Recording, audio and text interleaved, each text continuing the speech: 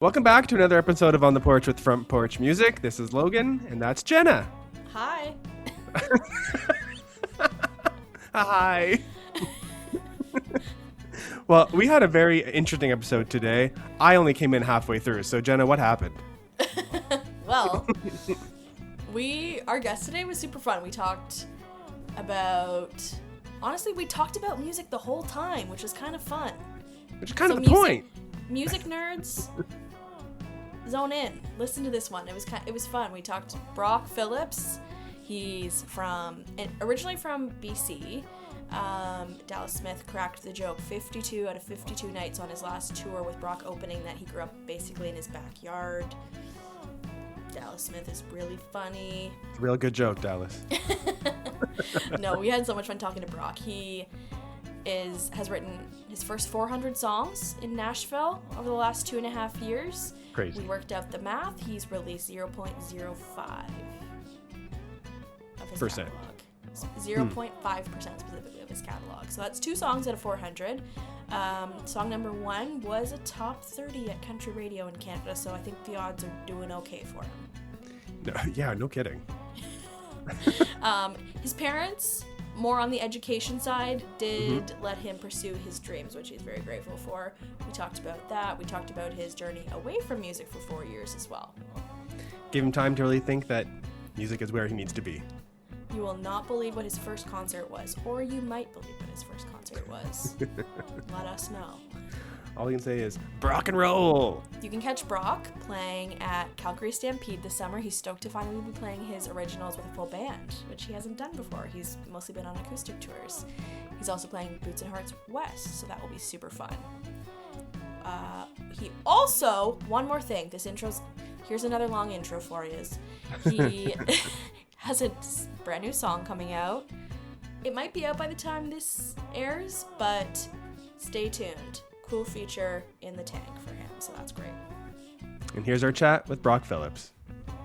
Do do do do do do.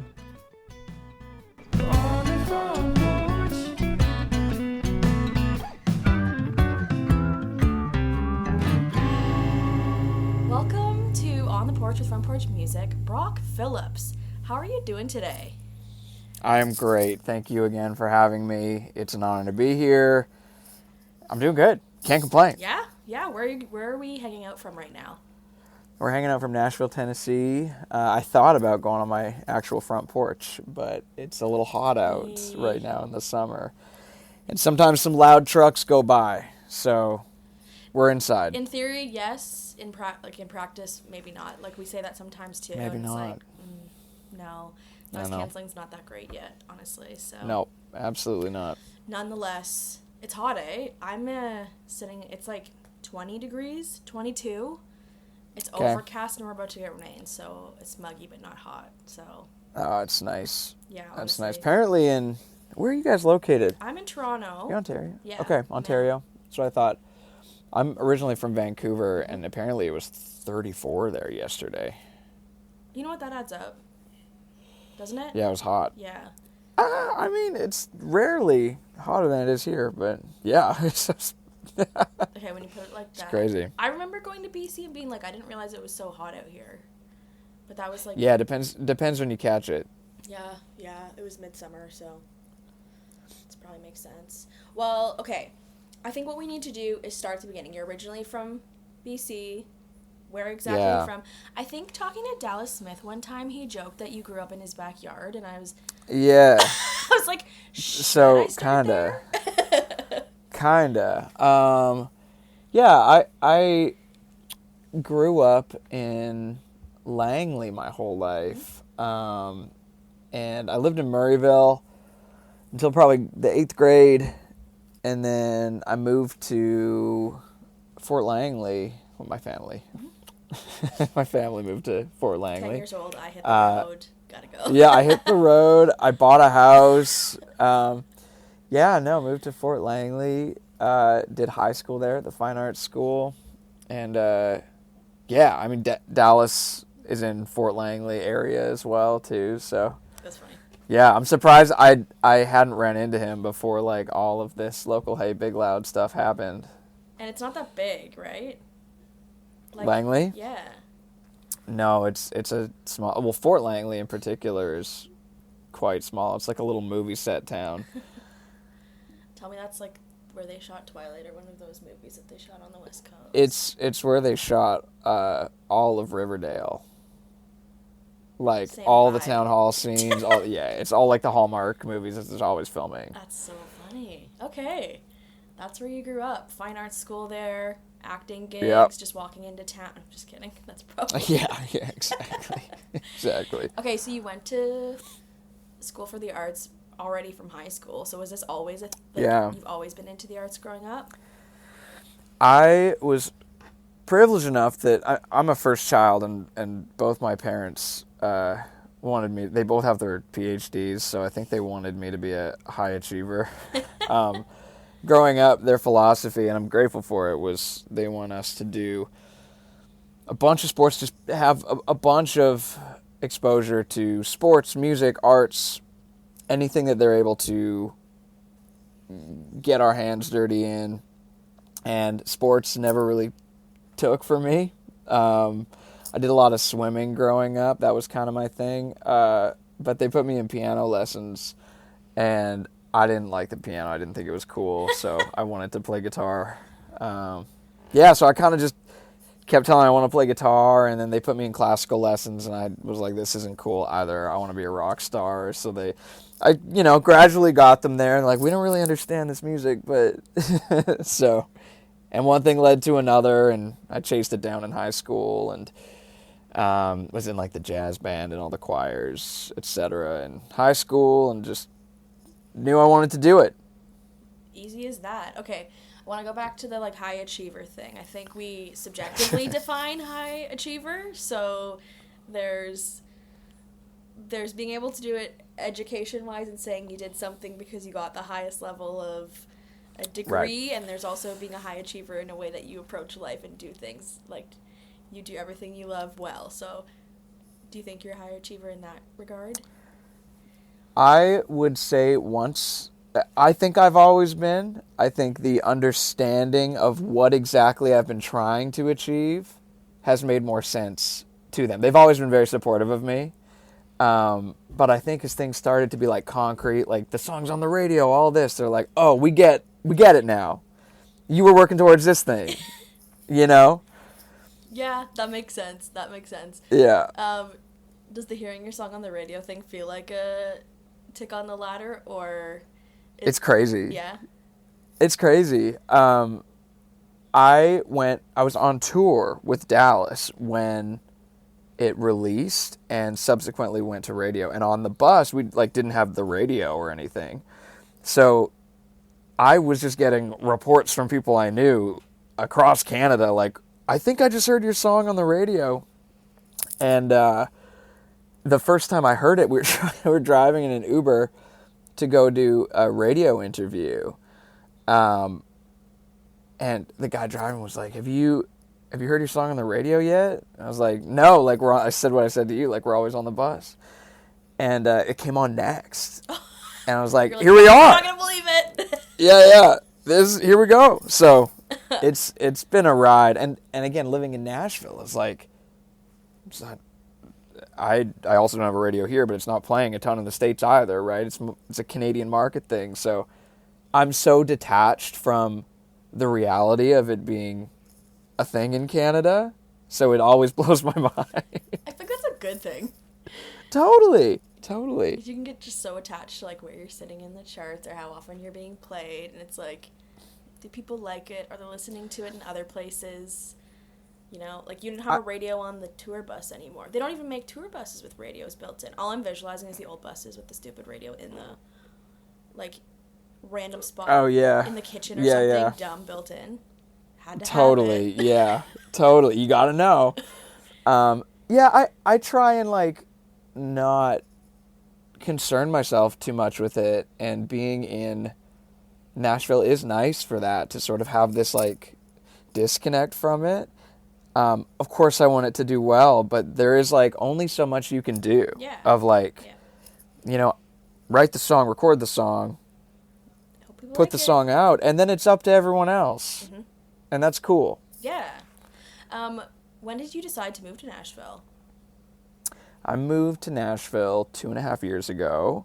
So I'd been writing with Big Loud under a publishing deal for 6 months. And I went and had a meeting with Joey Moy, who's one of the partners at Big Loud. We had a meeting, and he basically, I've been doing back and forth trips, writing here for 2 weeks, coming back to BC, and there's no direct flight. So it was tough, long days. And he basically just said, hey, look, like, you know, people are excited, and it's, we love what you're doing. We'd love to have you down here. And I brought up the, you know, I need a visa. I need to figure all that out. And he just said, send me your passport. And within like 2 weeks, I was cleared on his visa to come down here. So I moved. It was really, really easy the way they facilitated all of that. So I've been down here for 2.5 years. Just out in East Nashville, have a little home studio here, which is in shambles, or I would show you. Show me. No, I'm just kidding. Yeah. When you first moved to Nashville, was that, or when you were first going down to Nashville, was that the goal? Was it to get a publishing deal, or is it like write good songs you love? It was always write good songs that I love. And to be honest, when I went down for the first time, in talking to, so Local Hay is Dallas Smith and Scott Cook. And I was sort of talking with Brad, who introduced me to Scott Cook and all of that before that. But my first trip to Nashville, I didn't know how any of this stuff worked. I didn't know there was an economy down here of like just songwriters. I had this simple view of like, you know, all you aim for is a record deal, and that's all everyone wants in music. And it's like, you know. Mm-hmm. So I came down, and there was talks of just like, we're going to go down, you're going to write with some of the writers, you know, see how that goes, start to meet people in town, meet people at the Big Loud building. And I had no idea what a publishing deal was, and I also still thought this was just like going towards a record deal, an artist deal. I didn't know the terminology. I went down for 2 weeks, wrote a bunch of songs, and came back, and I was like, thinking on the trip, I was like, man, you know, I asked a few people while we were writing, like, you see, you don't want to be an artist? Like, you're really good. And they're like, no, I just love writing songs. And they're like way better than me. I'm like, are you sure? I mean, probably good for me, but, and it was like a new concept to me that people would just want to write songs and not want to be an artist. So I kind of learned about a publishing deal while I was down there, but I never knew that was something that was like on the table for me. Mm-hmm. I thought it was just writing with writers, doing an artist thing. And then Scott and Brad took me to a local brewery maybe 2 months after that trip and put some papers in front of me and said, there's a publishing deal. If you want it, we're prepared to offer you. I was like, okay. So I went, you know, we did the lawyer dance and everything, looked at it, and it's awesome. And so I've been learning and still always learning, but that first little bit of figuring out how a publishing deal works, it's cool. I love it. It's been awesome, and it has been so integral for who I am as an artist in ways that I never could have predicted. Mm-hmm. On that first trip. So yeah, I came down to Nashville to kind of reroute to the question. Like, came down to Nashville to write good songs, and like ultimately fell in love with that process and the creation of it, and the community and city here that lifts that up. And you know, one wave rises all ships, as they say. How did your songwriting change when you went from like writing back home and to immersing yourself in this completely different world? Yeah, I think the collaborative process is very, very different, especially when it becomes a thing that like has roles and unspoken rules.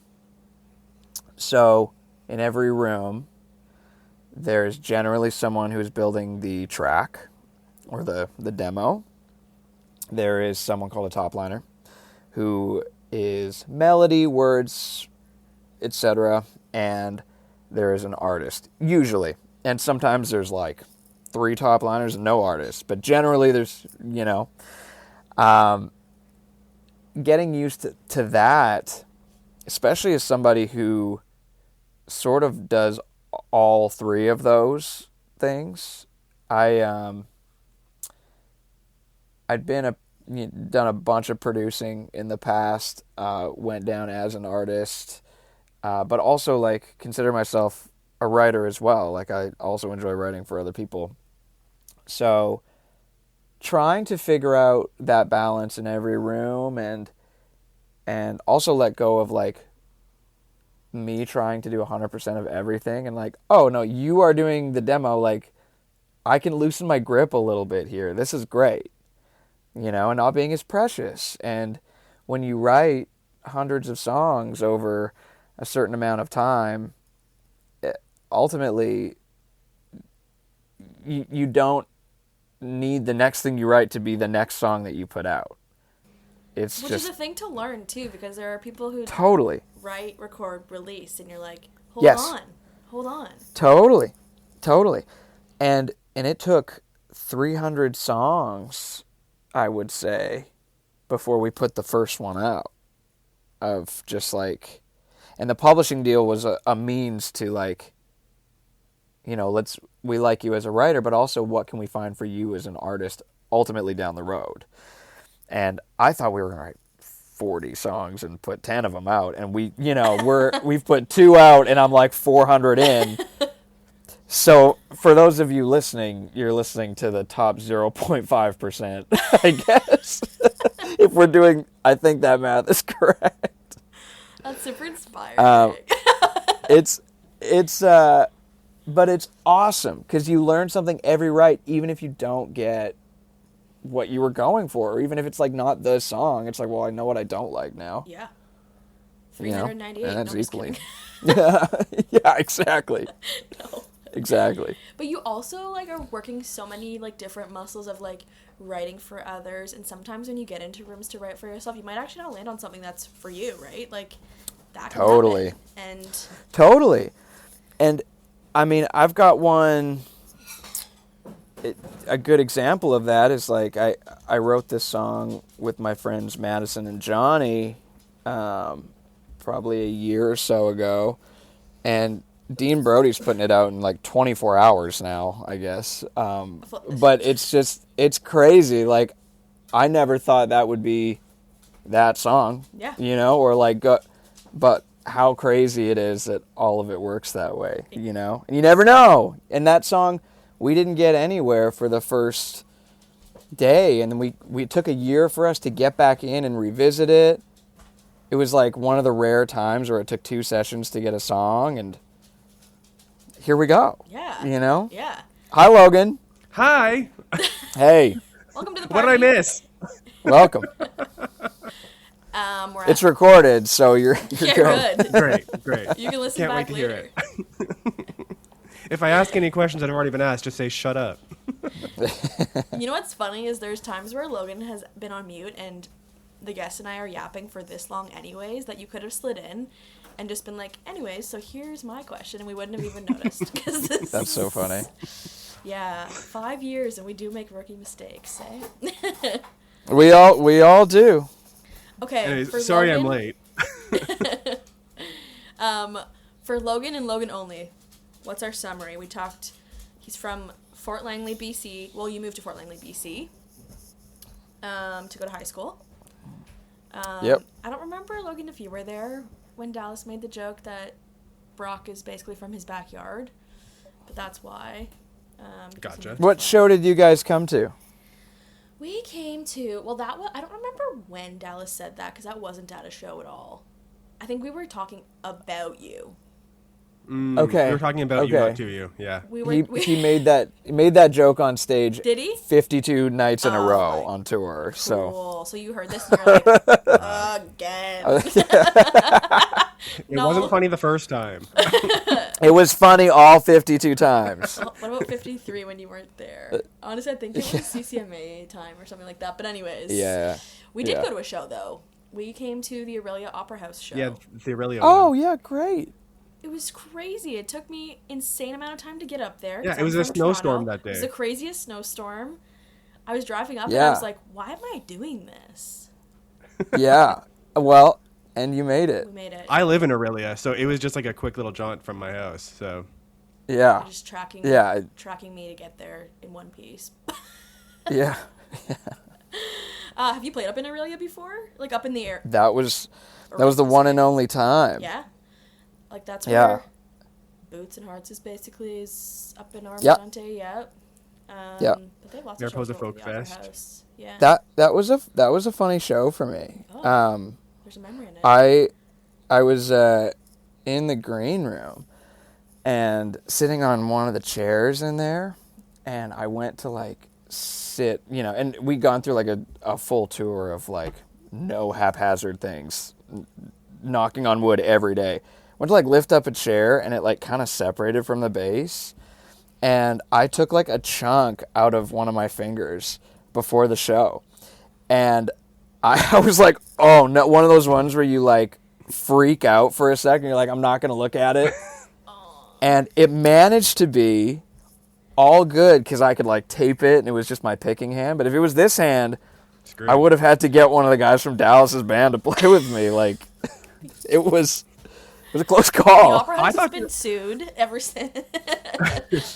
I thought you were going to say that you've experienced some kind of like paranormal thing there Same. because the Opera House is apparently very haunted. Oh, crazy. Yeah, like they do like media people can go sleep there and experience it, and apparently they hear knocking and chairs like shaking. So when you said chair, I was like, you saw it. Yeah. Yeah, they hear the ghost of me screaming from my finger. Yeah. No. So yeah, that's kind of not as far as we got. Logan, we've been chatting about moving to Nashville, getting the publishing deal, learning that other people aren't trying to be artists; they actually love the songwriting part. It's funnier than that, but yeah, that's kind of where we're at right now. And Brock has released about 0.05 of his catalog. Yeah. Great. Yeah. When's the rest coming? Soon. I just teased today a little feature that I can't tell you who it is yet, but we have talked about them already on the podcast, so I'll leave it there. Okay, fair enough. Options are 2. There's two. There's two people Logan doesn't that it know. could be. So yeah. Logan Can't wait to Yeah. listen. Excellent. But yeah, that's coming out in August. I'm really excited for that. And I think it's going to be about like 6 or 8 weeks in between songs, just moving forward now that we've got the ball rolling. So not a 400 song album is what you're teasing. No, although it would be crazy to do 10 times as much as Morgan. It, Why not? yeah. We'll start with a normal like 14 song album. A global phenomenon. Fine. Brock Phillips releases debut 400 song album. Hey, I'm with featuring it. featuring 40 vinyl. Back to back. Yeah, totally. Costs $400 to ship. And you have to insure it, by the way. Yeah. Okay, going back to the other artists end up cutting songs. Yeah. And you were saying, like, revisiting songs, too. Like, there's so many, too, I'm sure, even in your first 100 and 200. They'll come back later, like, when you don't expect them to. I feel like that happens for a lot of artists. We're like, we wrote this song 10 years ago. Oh, And yeah. it's coming out Yeah. next week by somebody else or by me. Yeah, that Kelly Archer talks about that a lot. She's a Yeah. good friend. And with that Cody Johnson song that her and Travis Denning wrote, that I think they wrote that like 10 years to the day of when it came out. Crazy. You never know. Exactly. You never know. You're just increasing your chances every time. Exactly. So, yeah, I mean, you've wrote 400 songs now, but that means maybe you're starting to get the hang of it. Yeah. You know what? Who knows? Most days, who knows? And some days you're like, yeah, I can do this. And other days it's like, have I ever written a song in my life before? And I don't think that, I think there's peace in knowing that that never changes. No, You know? probably. Some might I disagree. think that, Some might say that's the bane of their existence. Do you ever go back to like your first song and then be like and like listen to it and be like, that was okay. you Or know like, what? I think there's a beauty to that is so hard to tap into of writing without like these imposed parameters of like there is definitely a way to like write a good song, but I think like there is something to be captured in like an untrained writer that is really cool, that hasn't gone through the like no, like your title needs to be a play on words, your verse needs this much imagery. There's something really cool in that. Personally, I don't think my early stuff was any good. But Not gonna be you. I have like heard people that haven't gone through a bunch of the co-writing stuff, or you stumble upon someone on TikTok or something, and you're like, oh, whoa, that's like really cool and not a product of like this is right or this is wrong. Joshua Sloan. And that's a cool thing. Oh yeah, totally. Songs totally. written when he was 15 in his bedroom. Yeah, insane. How did you even have those emotions at 15? I have so right. many questions. So Yeah. many Right. questions. barely even have them now. Yeah. Fair. Yeah, totally. So fair. So fair. On a side note, I did see a show last week and I only cried 3 times. Hey, you know what? It's not bad. Good job. It's not bad. So proud of you, Jenna. It's a long, sad record. So, is there a difference? I mean, obviously there is, but what's the difference, like, on how the way that you approach writing a song from when you were like back in the day to kind of now that you're a little more seasoned at it? Yeah. Back then, it was always. For some backstory, I've always been creative with a laptop around. So like I've always been attached to creating a vibe. My first sort of like dipping my toe in the water of all this was like my dad's old laptop that I plugged like a Rock Band mic into, and I was like, whoa, sound comes through in GarageBand. I can do anything. And that evolved to like always having some kind of setup. I guess that was like 16 or 17 years ago. Always some kind of setup where I could just like throw ideas down. And it used to just be like covers and stuff. And then it would evolve into like, oh, I'm going to, try and put a melody down. So all of that sort of, it was very music forward for me first. And now, writing 3-4 times a week, especially in country music, how many unique ways can you play 3 or 4 chords? And genuinely, great records, and it's about the melody on top of them, right? And the words. But it's like using the same tools to build something totally different. So for me now, I have a notes list in my phone, and it's titles of songs. And for me, if I'm going to say a title out loud in a room, not only, it can't just be like something that sounds cool. For everyone else's time, I also like to know, to be able to communicate, what is the core emotion here? How does this chorus go in plain English if I were to explain the song to somebody? And how does the first verse go? So like, what is the content of this specific title? The actual semantics of all of it, like, we can all figure out. That's our job. But like, I like to bring that in, not just the title, but be able to communicate, like, we would start with this sort of line on the top and end with this sort of line on the bottom.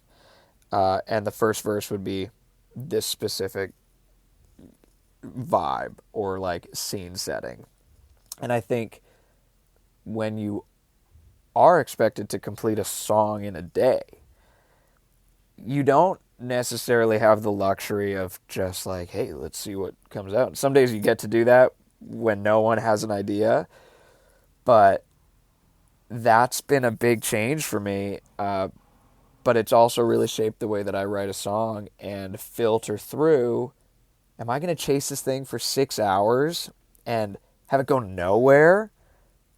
But because at least if I have a title and I know kind of what it's trying to say, there's a right answer. And you know when you get there, even if it takes forever, you know? Do you prefer the structure, or do you prefer to like write kind of more like without having that structure? I prefer the structure. Oh yeah. I really do. I do find there is something about like turning off the work side of it and just sitting down. There's like two sides of the brain too. Like there's sitting in a room with other people, but then there's me just sitting down with a guitar where I don't necessarily know where I'm going, but again, that's like on my time of like everyone else didn't agree to sit down at 11 a.m. and try and figure it out with me. If it's 4 p.m. at night, I try and get into that, like, 4 p.m. at night. Yeah, I go to bed at 8 p.m., so that's nighttime for me. 4 p.m. in the late afternoon is what I meant. Yeah, I'll usually just try and create from that place because you need ideas from both. But I do think, like, the most important thing to me now, and the only like concrete thing in songwriting, is like having a thing to say and a title. Everything else is like, I don't know. Like, where did that idea come from? I don't know, but it's mine now, and I better not mess it up. Okay, I opened your Spotify and I was like, I'm pretty sure there's covers on here. Tell me, were these like self-produced covers? Like, did you do it all yourself, and were you just messing around and figuring it out, and that's what you did? You just decided to toss them up? Yeah. Was this with your GarageBand mic? Yeah. It was not. This was. Come on. This was. Unfortunately, it was not. Unfortunately. I should do a GarageBand mic covers series EP. I should. You should. Forget a Tiny Desk concert. Totally. Rock band mic. Yeah. Yes. Totally. Yeah, that was just me kind of like putting my foot out there, Yep. And just playing songs that I liked. Mm-hmm. Yeah. Okay, so there is that. I was gonna say like the song choices, because there's like specifically 3 covers. Are these like your 3 favorite songs ever? Are they? What are the covers? Okay. Are they? We've got this. I don't know. The City's an original. Okay, I just realized that too, actually. But Tennessee Whiskey and Cover Me Up. I'm a huge Jason Isbell fan. Okay. He's one of my favorite writers. It's insane how he just sits there and writes all of that by himself. Is open. For him, any day. Yeah. Any day. Seeing as he already 100% writes all of his stuff, I mean, I think he's good. He's open. But hey, look. He could feature on one of your songs. I mean, this little known artist. Yeah, he'd have to go through the channels. Yeah.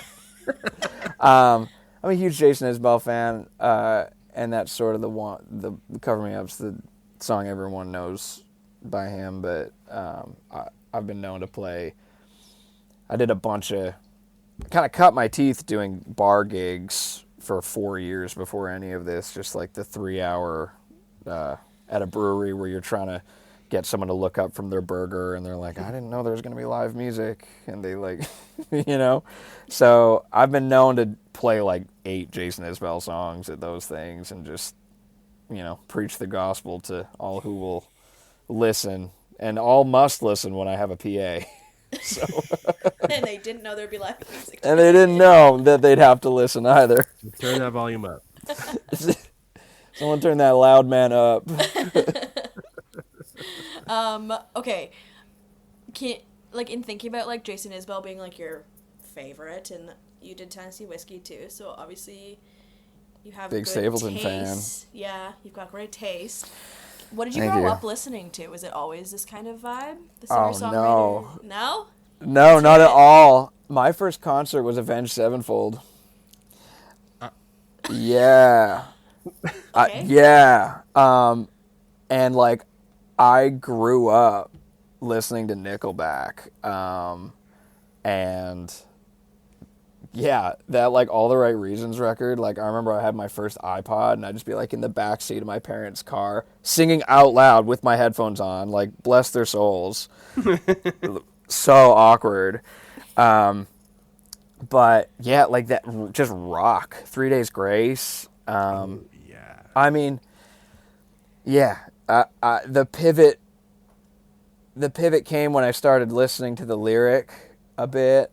But I think my thing is always, especially as we've been getting more and more into it, like that side is coming out for sure in what I'm doing, and I'm so happy about it that I feel like rock makes sense. totally, and it's also at a time where country music is whatever you want it to be. Yeah. You know what I mean? Like country music is genuinely totally. Country music, and people are like, oh, what kind of country music are you? And they're like, I don't listen to country music. Like, but what kind of country music do you do? And I'm like, well, I'm kind of country because anything can be country. You know, like, yeah, I love a country story. I love a country lyric. Mm-hmm. I do not sing like George Strait, you know, like, and I couldn't if I tried. But I love the storytelling. I've tried, and it's bad. Sometimes the right calls for that. I'm like, anybody else, please, anybody else. Yeah, to me, it is a country song is the style of writing as well. Yeah. And I love that style of writing. And I love seeing country be everything, like hip hop, rock, crossovers. It's awesome.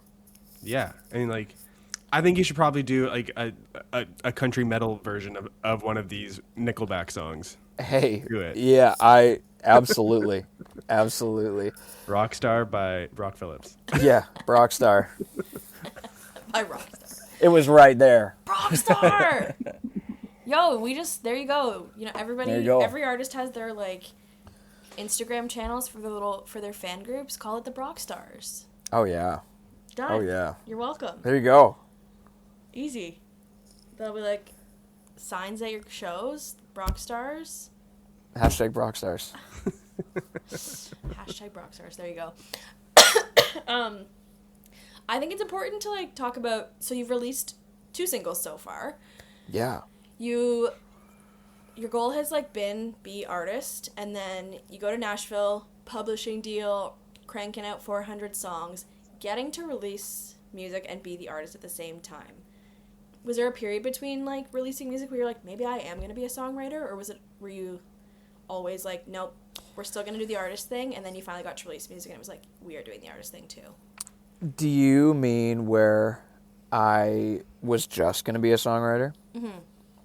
Was that everything? I don't think, no, not for me. I love songwriting, and I love the songwriters in this town. I am such a performer at heart. The thing that makes me so happy is getting up on stage and turning into somebody else and like walking off stage like I just blacked out for 45 minutes. I love that. And that has been the thing that I cannot shake my whole life. I chased down music. I did a year of music school, and I chased it down, I think, a little too hard after that. I really felt like I needed it to work out because part of me thought, I can't do anything else. I didn't do well in high school. I had bad grades. And it was coming from a place of, this has got to work out. I told everyone I needed to do this. I told my family. I told my teachers in high school that I didn't do my homework because I'm going to be a rock star. And then it was like I needed it too much, and I clung to it, and I squeezed the life out of it. And I walked away from it for 4 years. I sold all of my gear, and I started 4 different bachelor degrees. I have done a year of kinesiology, a year of history. I have done a year of just general studies. And I did 1 year of music. And so in that time off, I was fully working as a personal trainer and studying to be a kinesiologist, and also doing like business school. Went to SFU out on the West Coast for a little bit.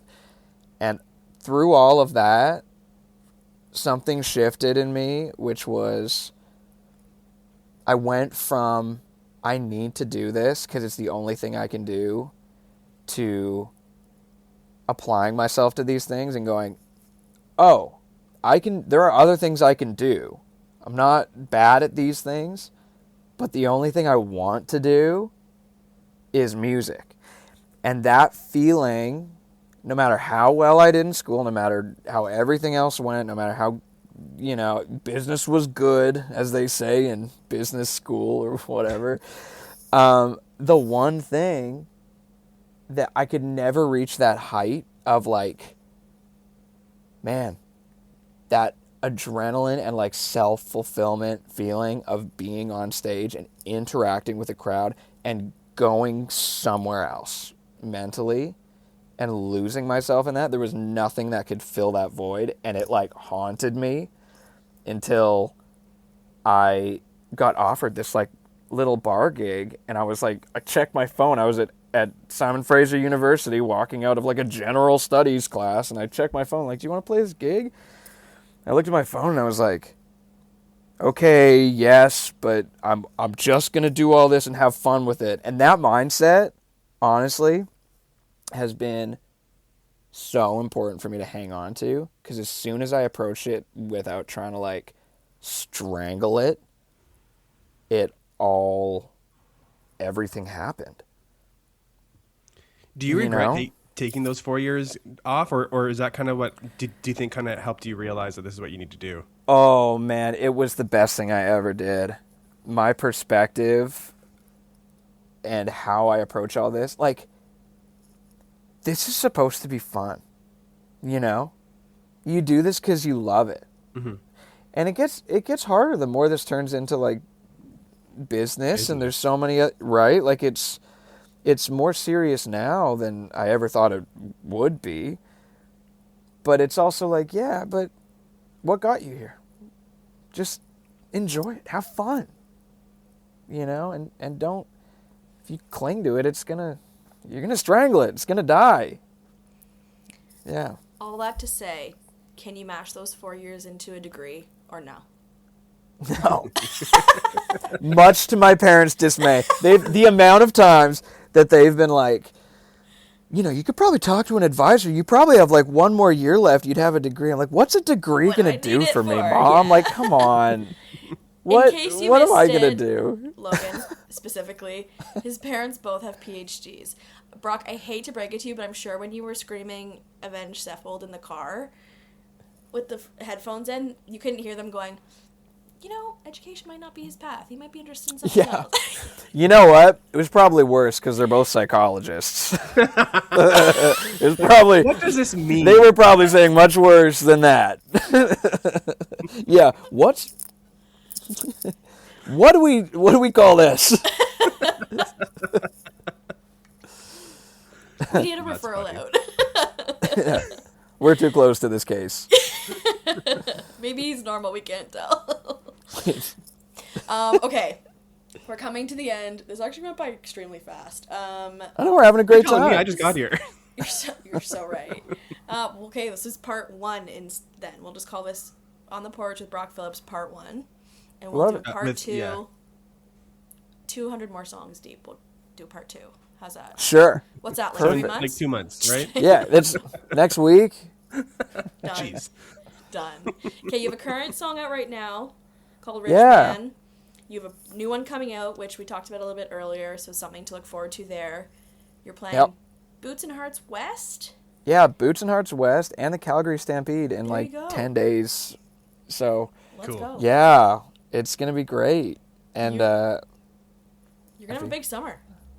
It's going to be fun. Yeah. It's going to be fun. I'm playing with a lot of my favorite musicians in the band too, and just it's fun coordinating everything. And I haven't played any of these songs with a band, so it's fun. It's exciting. Yeah. Are you in like mad rehearsal mode or no? That's why I'm not showing you the studio. There's stuff everywhere from like, yeah, my in-ears, my mic, things are just, it's everywhere. Yeah, fair enough. Fair enough. Yeah. Well, that's exciting. Yeah. And then lots more music coming, which is great. You got a catalog Tons. to start getting out. Yeah, I'm really excited. I feel like people are like, oh, like, yeah, are you excited about it? I'm like, honestly, this is the music that I want other people to put out, so I'm so happy that I'm the one that gets to make it. Yeah. And I think that's a privilege to get to say that about your own music, you know? For Yeah, sure. Exactly. I'm grateful. Okay, this has been super fun. Logan, sorry you missed half / a little more than half. I'll just have to listen. Looks like Jason's off the hook again for editing and producing this one. Yeah. Just kidding, Jason. You still have to do it. All right. Brock, thanks so much for joining us. Thank you so much for having me. I appreciate you guys taking the time. Part Thank 2 you. Thanks so coming much. soon. Absolutely. Thanks for listening to another episode of On the Porch with Front Porch Music. We're so lucky to be able to chat with artists and make episodes like this one. If you like the podcast, remember to rate and review us, and subscribe so you don't miss an episode. It's the easiest way to support the show. Remember to check out frontporchmusic.ca to keep up with new music releases, exclusive artist interviews, and more. We'll catch you again on the porch in a couple of weeks. On the Porch is hosted by Logan Miller and Jenna Weiser, and produced and edited by Jason Saunders. That's me. Our theme song was written, produced, and performed by Owen Riglin.